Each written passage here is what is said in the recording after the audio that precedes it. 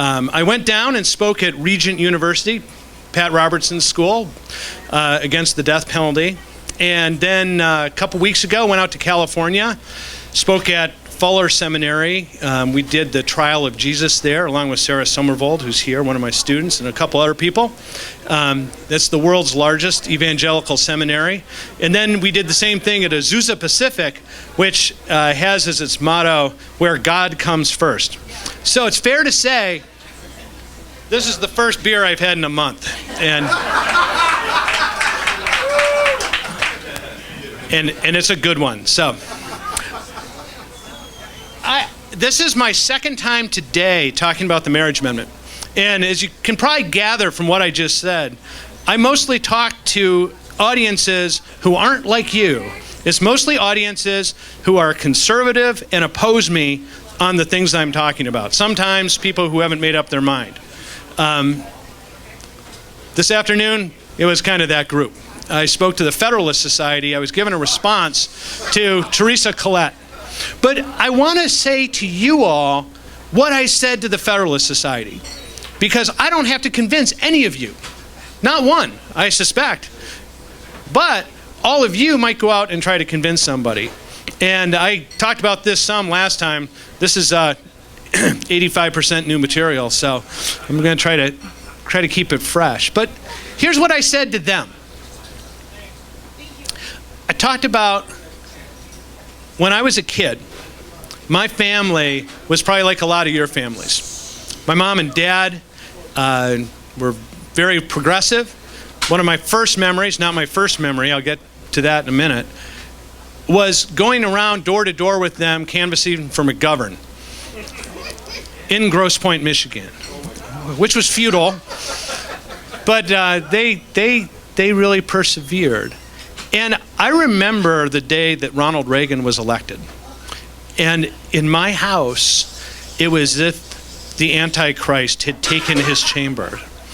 And many of you remember that election in 1980. And that feeling of what happened, that sea change that occurred. And like most people, I was with my parents, most people who are kids, that I saw it that way. But something happened that made me somewhat more sympathetic to Ronald Reagan, or at least to what he said, when he said, don't trust the government to solve problems. And that is, I went to work for the federal government. And I went to work for the federal government as a prosecutor in the city of Detroit. And I worked on drug cases. And I talked about this a little bit last time.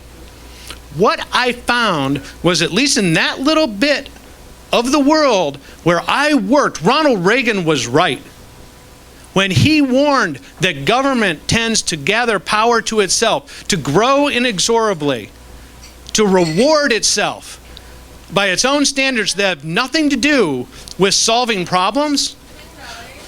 As applied to what we did in the city of Detroit to try to control narcotics, he was entirely correct.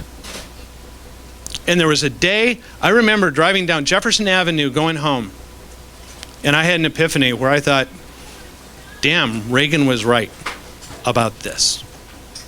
Now, most of us have enough sense of perspective to realize that though Ronald Reagan said that, he didn't really do that. The thing that people always give Ronald Reagan credit for, and perhaps properly, among other things, is the breakup of the Soviet Union. Now, I think when we say Ronald Reagan did that, we're giving pretty short shrift to, for one thing, very brave people in Poland and within the Soviet Union. But what Ronald Reagan did was increase the spending for defense to the point where the Soviets couldn't match it. And it did undermine their economy. He was able to accomplish that through government. He used enlargement of government to accomplish his major goal. Now, if I am going to think about Reagan in the best light possible and try to reconcile these two things, as I talk to people who are conservative, here's how I talk about it. You know what? I think in his heart of hearts, if you were to really sit down with the man, he would say, that he believed in government when it solved a problem. And you know what? The Soviet Union was a problem. It was an existential threat. I grew up, as many of you did, learning how to hide under the desk at school. But he did it through government. And so, and this is, again, what I was saying to the Federalists this afternoon. What did Ronald Reagan stand for? He stood for this. It's a rule that I'll call the rule of parsimony. Use government when it's solving a problem. I believe in that. Don't use government when it's not solving a problem. What we did in Detroit, supposedly interdicting drugs, was wrong and dangerous and harmful. We weren't solving a problem. And we should have known that. Now, the marriage amendment, is it solving a problem? We're expanding government. You know, it's already illegal to have gay marriage in this state. And now we're going to put it in the Constitution. We're increasing government power. Is it solving a problem? Oh, thanks. I thought so. But here's the thing. As I was presenting this afternoon, I was waiting my turn, and the principal speaker was urging people to vote yes. Almost all of her presentation was about instabilities of families, how families had become destabilized since 1950, that the institution of marriage had fallen apart, the number of children who were born outside of marriage. And she's exactly right. That is true. And there is a danger to that. That's an articulable harm. But I have no idea whatsoever how the marriage amendment fixes that problem. How, if there's a problem within our family, picking out the club and beating the gay guy in the next room helps. It doesn't. And Ronald Reagan and what he stood for would say the same thing. It's wrong to expand government in that way. And you know what was shocking to me? I'm watching the PowerPoint that she put up, and she showed the statistics, the cascade of statistics showing how marriage as a traditional institution had decayed since 1950. And I was sitting there thinking, and gay marriage was illegal. It was illegal that whole time. It didn't apparently stop the decay of marriage in the United States. Now, I'm not going to step over into Congressman Ellison's terrain, but the voter ID amendment suffers the same problem. It's a solution in search of a problem.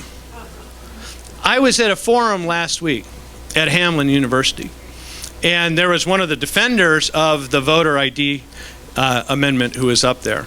And I asked a question from the floor of him, and the question was this, and this is the prosecutor in me talking.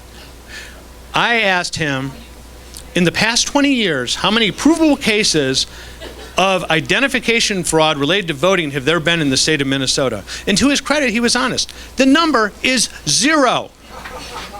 And whatever expense we are going to have to put out to require voter ID, it's to solve a 0 problem.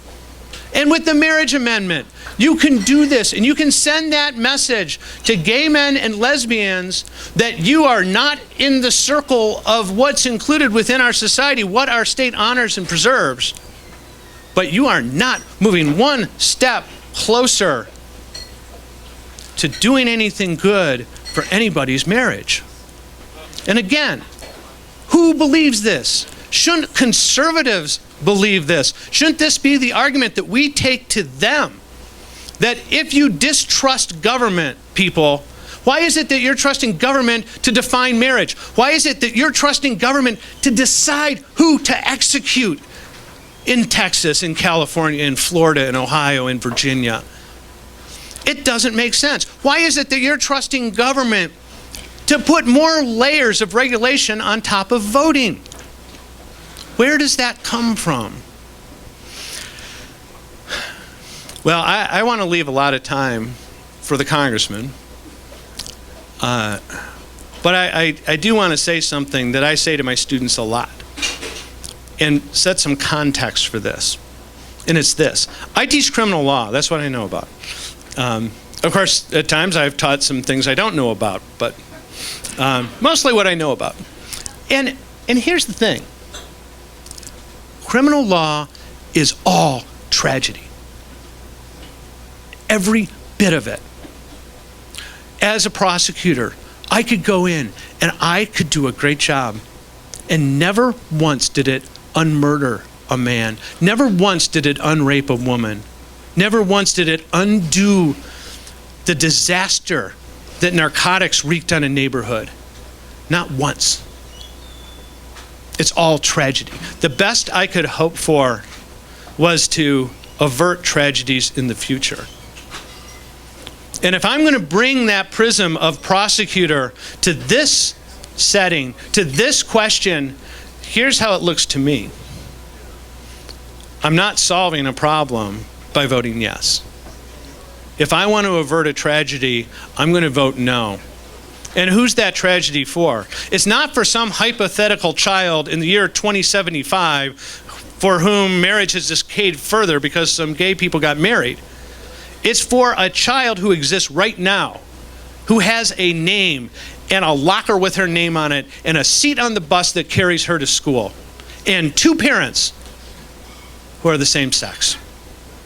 And if I want that child who has a name and a locker and a seat on the bus to have a full and whole childhood, if I'm going to buy what the other side is saying to me, it's best if those parents are married.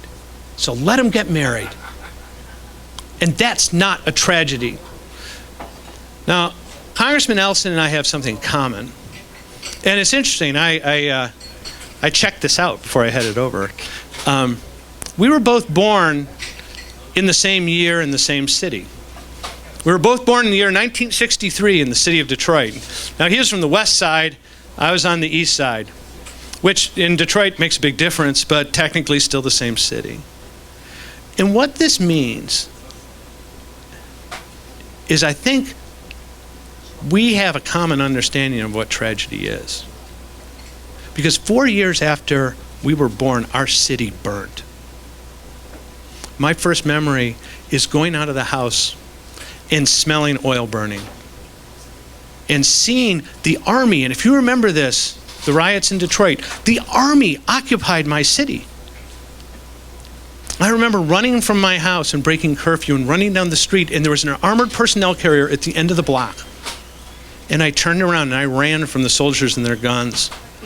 And I remember my first memory is my mom sweeping me up and holding me close and carrying me home. That's a tragedy. Those two women raising a child is not a tragedy.